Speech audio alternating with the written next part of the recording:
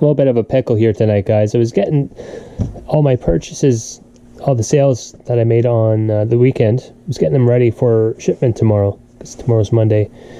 This motor here, this is for a dishwasher motor, and I took it off the shelf and I went to spin the motor, and it didn't move. The whole thing was just stuck. And I was like, oh my gosh, what's going on? Because, you know, these things are supposed to spin freely. So I took a pair of pliers and I forced it to move, and it finally moved. But now I'm having a problem. This motor is very loud. I'm not sure how it got past me. How it got past, you know, me testing the thing out. I should have seen it. Anyways, don't think you'll be able to hear it. But this bottom bearing is really, here, maybe you just spin it like this. You know, you can hear it there. And now here, we'll turn this side down, give you a comparison. I'll have to put it on this thing maybe. Yeah. It's nothing, you know?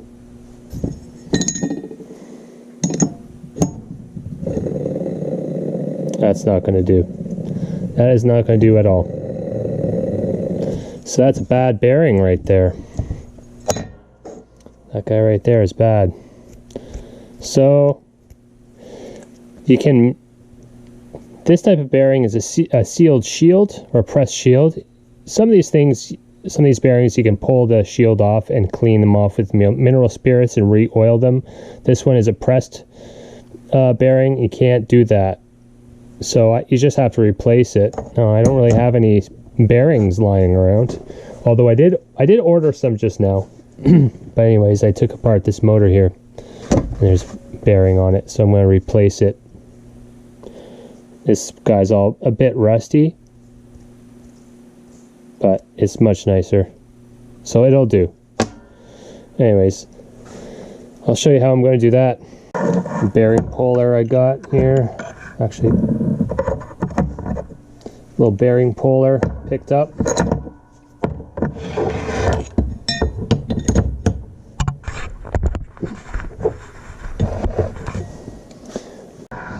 Alright, looks like I can actually get it on. If I go like this, I can get it in between those aluminum blades. Seems to be, the bearing seems to be coming off just by doing this. Oh, that's cool. Okay, so I think I'm at, yeah, there it is right there. That's good. Good. Yeah, that's a lot better. Sorry if I'm shaking the table. Yeah, that's a lot better. I've been trying to, so I went and purchased a whole bunch of these things, and these things are pretty confusing trying to find them online. You know, there are some that are, you know, $1 each, and there are some that are $20 each. So I really don't know what to make out of it, heads or tails, what to make of it. This size they use a lot in they use them in electric motors and skateboards and rollerblades, stuff like that. So I ordered a whole bunch of them. I think I ordered 100 of them for like $60. So I'll keep them on hand just for times like this. Oh man, I better not break this thing.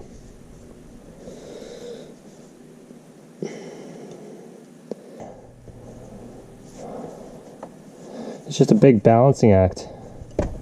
Oh, it's going on crooked. I can see it. Oh, I think I'm just going to have to go outside then and put this on my vise. I'll be back. All right, there we have it all back together. Phew. See, it spins a lot nicer now. It spins a lot nicer, and that should work for him, no problem. Cool. Mission accomplished. Package it out. So I finally had this part come in. It's this rubber spider right here. I ordered it from China. It took a while to come in, but it was cheap. So I decided to wait and order it cheap instead of fast. So it's just that rubber spider that broke on this part here for my log splitter, which is right there. Let me get all the snow off and I'll show you it. There it is, guys. Isn't she a beauty? Isn't she beautiful? So I bought this thing, I guess it's been maybe 4 years. 4 years ago, I must have bought this thing at an auction. It's been I've used it, but it's been sitting kind of dormant for the last 2 years. But anyways, yeah, I bought this thing at an auction and must have paid no more than $100 for it. It is heavy. You can't move it by hand. You need to have some sort of, you know, I put these wheels on it a long time ago. There's an actual axle attached to it and stuff, but I put the wheels on it. But you have to have some sort of, you know, some sort of tractor to move it. But it's resting up on some pallets right now. Yeah, so anyways, this thing is custom built, and when I bought it at the auction, there was a guy there. I guess his dad had died, and he says, oh, I remember using this thing when I was a kid. And this guy had at least 20 years on me, so gives me an idea just how old this thing is. I'd done some work on it, and what I've done is I took the whole cylinder off, and I took it all apart. I took the whole bore out of it, and I replaced the seals inside of it because it was just leaking like crazy over here. And so that's pretty much why I stopped using it. So I took that off. I didn't videotape any of it, but that was fun. I did most of it at nighttime. But it didn't cost me very much to buy the seals. It was like $15, and it was nice. I did all myself. I did all this. I took all the hoses off, and I did new threading. Like I put some Teflon threading on them all. I bought a new return line. I put that on. I just took the pump off, but I didn't do any work on it. I just basically cleaned it all off. And I took the motor off, and I put a new capacitor on it. Actually, that looks kind of, yeah, that looks okay, I guess. I put a new capacitor on, and I took this whole back plate off. There's a little, I guess, clutch switch on it. I cleaned off the contacts inside the switch. I put it all back together. So, right now, so I turned it on, it was working fine, but then what had happened was that it broke. This little rubber spider broke on it, so I ordered a new one from China on eBay.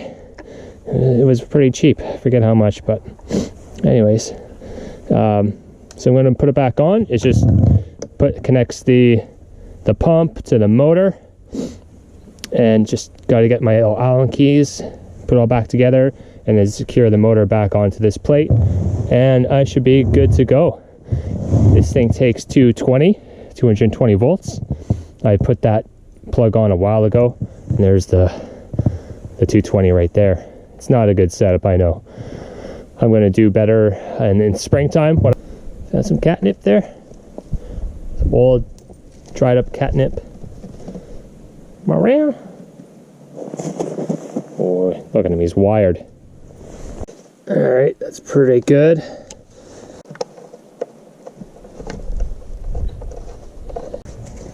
There's the old rubber spider there. See what happened, it just got shredded.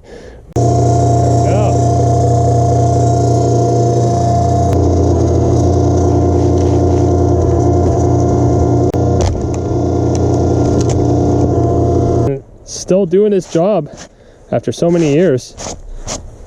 It's a nice splitter. Got it for really cheap. Fixed it up for cheap. Can't complain. You know, I was having problems with this cylinder, trying to figure out how to fix it and stuff, and so I priced out a new cylinder to buy, and it gets really complicated, right? Because you have to find the exact same size with, you know, all the right attachments and everything. Same size, has to have that attachment in the back. It gets a little bit complicated. Plus the hoses, you know, if the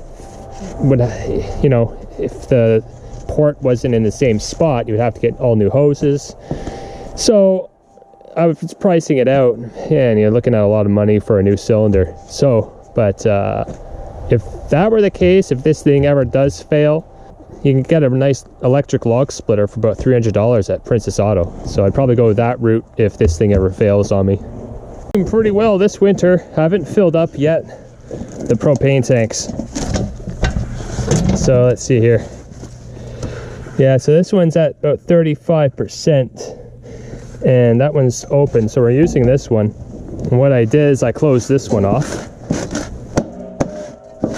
So this one is at, that one's at 75%. So I shut this one off. So basically it's just drawing out of this tank right now. And the reason why is I want to empty out this tank because this tree is so close to the house. I gotta cut it down. And then, you know, it's so close to the propane tank. So, you know, I was looking at it with a friend and he's like, well, we could fall it, you know, over there, no problem. But, you know, you just don't know if it's going to kick, if the end is going to kick and hit the tank. So it's like, yeah, I better move it before we try that. So it's a big ash tree. If you want to cut that down, it's so close to the house. I have this ladder here because I went all the way up there the other day and I cut in the vent for the bathroom fan vent. Here, well. Oh, what are you doing? Being a bad dog. Come here. What's this?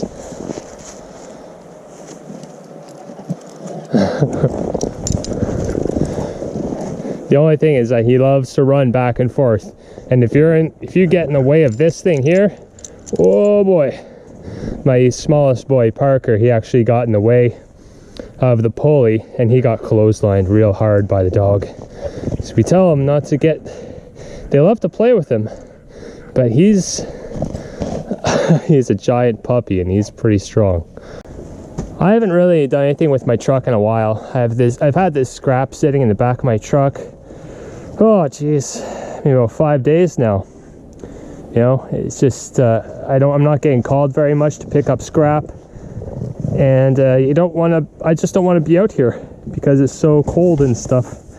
Oh, actually, I forgot about this nice CD player I had back here. This is for my drop-off bin.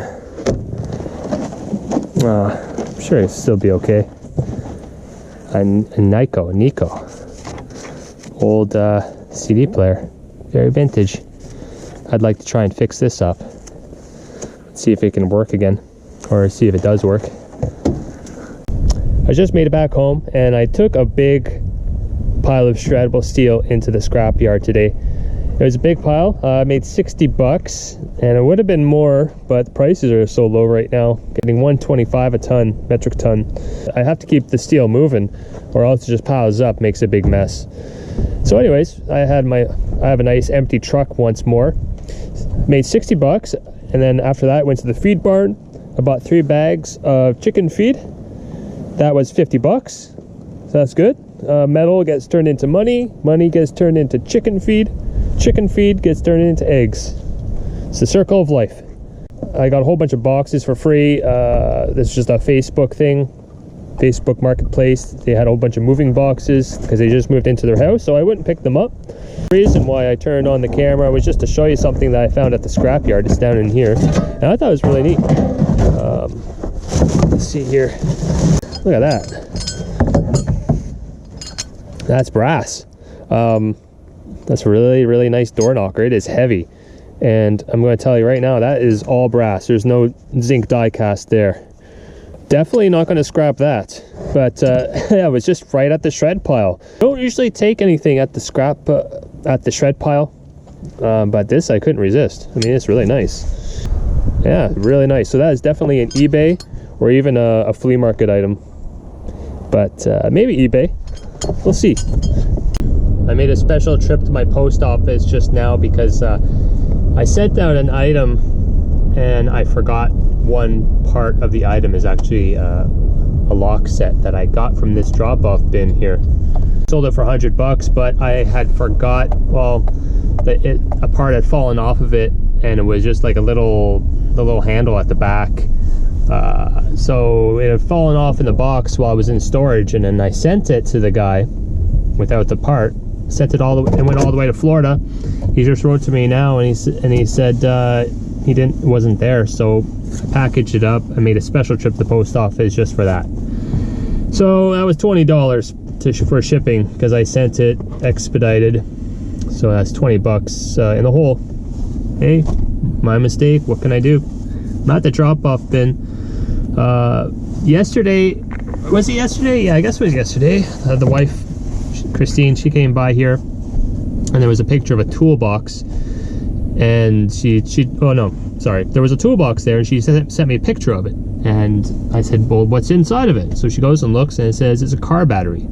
So okay, I assume she's gonna grab it, put it in the car. No, she said it was too heavy and too dirty.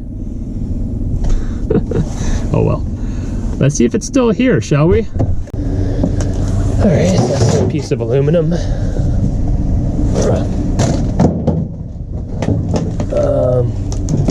Couple of panels there. What's in here? It's like some phones type stuff. Alarm system. Huh. This is a barracks box.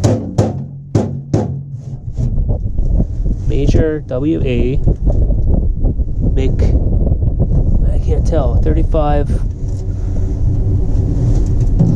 Oh, that's like an old barracks box or something. Oh, still there. Cool. I like this box. It's pretty cool. I say that I'm gonna guess that's like an old army barracks box or ammo box. Pretty nice. These are just a couple things that I sold yesterday, and February has just been painfully slow. So far it's about mid-February right now, and January was probably my best month ever on eBay, and February I just fell off the face of the earth. I don't know what's going on, but I did make a couple sales yesterday, and but there have been some days that I just haven't sold a single thing. And it was just been like 2 or 3 days in a row I didn't sell a single thing. So I have to just keep listing. I gotta list some more. And there's just what's going on right now is that a lot of my time is being spent on my renovation. I'm just doing drywall right now. There's all my mud. I have to clean off my tools a little bit. But that's what I am doing a lot. So my time is spent trying to get those bedrooms up and ready for the kids. But yeah, anyways, so here we got a couple things that sold. This is a Samsung washing machine board. Sold it for $40 and $17 for shipping. That one is going to Quebec. That's just a washing machine that picked up somewhere that's been on eBay for a long time, but eventually sold. It's a good board. This is not the, it's just the board for the, it's like a lower end board. You know, there's not much going on, not much that can go wrong with this board. I suspect sometimes people will break, there's a little knob right here. They can break that switch and then you have to replace the whole thing. But this is just for the buttons. It's just like, just a whole bunch of buttons on it, really. That's all it is. Not compared to the green colored boards, which have more logic chips and stuff like that. So anyway, so that took a while to sell, but it did sell. So that's $40 there. This is Gator King socket. Picked that up at an auction a while back, and bought a whole bunch of tools at that auction. So I was going to keep this and use it, but I'm not really into, I don't really want to use that. But it's a pretty popular tool. There's a whole bunch of them on the internet.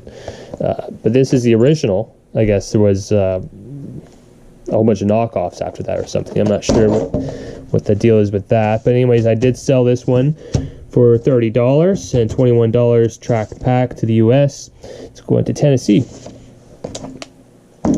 This guy here is a curved Samsung TV stand. So it's a newer Samsung TV that had a curve on it. It's a pretty neat looking TV. And if I remember correctly, I think that TV, I can't remember what was wrong with that TV. It may have been just a cracked screen, but I can't quite remember. Anyways, but I did salvage the stand for it, and had a lot of interest in it. I would see the listing every now and then, had a lot of views and some watchers and stuff. So I sold this one $40. They paid express post shipping for $28. So they want this stand right away. And so anyways, that's good. so I'm going to sell that, ship it out to them. So I like selling TV stands. You always want to make sure you keep the screws that go onto the back of the TV.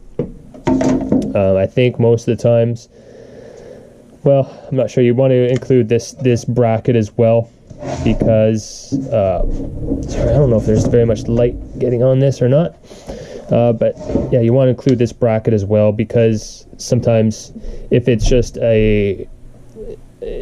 mounting it on the wall, they may have to take this bracket off, so their TV may not have that. So I always include this bracket to go along with the stand. Sell one big piece, but to make your shipping easier, you can just unscrew it, and so that way, you know, you're going to reduce your size of your package by a lot. The way that I package these up is I just unfold the box, take a big box like this, and you know, cut it, lay it down on the floor, and then I just wrap it up like that. And then it's you always want to try to make like a triangle shaped, so you have like just 3 sides to it. That way the triangle shaped package it's really, really strong. It won't you won't see any damage on your item when you're shipping it. Lately I've been going through some other death piles that are lingering on my shelving, and here I have a bunch of breakers, and I was just sorting them out. It's not a whole lot of them. I actually have a whole bunch more, but they're all the same type. But these are just different brands. So we have Siemens, Square D, Federal Pioneer, Cutler Hammer, and these ones are Sylvania and Commander, and yeah, those 2. Sorry, my furnace just kicked on here, so you might hear a bit of a rumbling in the background. But yeah, these things are just like, these Commanders, you know, you may think they're broken, but they're just rattles. They're like baby rattles, so don't worry about that. They still work. But these guys here, these are General Electric Type TR. So these are really good breakers. GE Type R. Now you get some other General Electric ones that are just, I don't think I have any here right now. Oh yeah, this is a General Electric right there. I think these 2 are. But yeah, this is General Electric. These are so common, and they sell for pennies. Example here, this is a GE Type TR. It's a 15 and 2-pole, 15 and 20 amp. So he's only selling his for 35, and I think he could do better. But this guy has 2 of them. That's just a one single one for $60. So you get the idea. They're pretty expensive because they're discontinued, and people still have these panels in their house, and when they want to add another circuit, you know, they don't have much of a choice. So look out for those ones, guys. Other things I've been up to, I found a stove, an oven yesterday on the side of the road, and I was loading it up into my car. So I was with my wife, and we were both loading it up into the car. Guy yells out from his front door, and he says, it works perfect, just the door is a little bit messed up. So this is a brand of oven. It's called never heard of it, Miele. I don't know how you pronounce it. From what I can tell, it's European, and there's not much in the way of parts that you can get here in North America. There's nothing on eBay. There are no websites that I can see that you can buy parts easily. You can buy parts that you get them shipped in from Europe. Anyways, it's pretty funny oven, meaning it was all Torx screws and a lot of Torx security screws. So you had to have a special bit to take this thing apart. But there's like the element, for example, has like the sensor built into it, and it was kind of a pain to take it all apart, to take that out. So there's the main element for it. It's pretty neat looking. I could sell that for quite a bit. And there's another element that sat on the back. And in the middle of that element was a fan motor. That run this guy right here with the fan, so I took that off. And there's a gasket for the front door. And that is just the door switch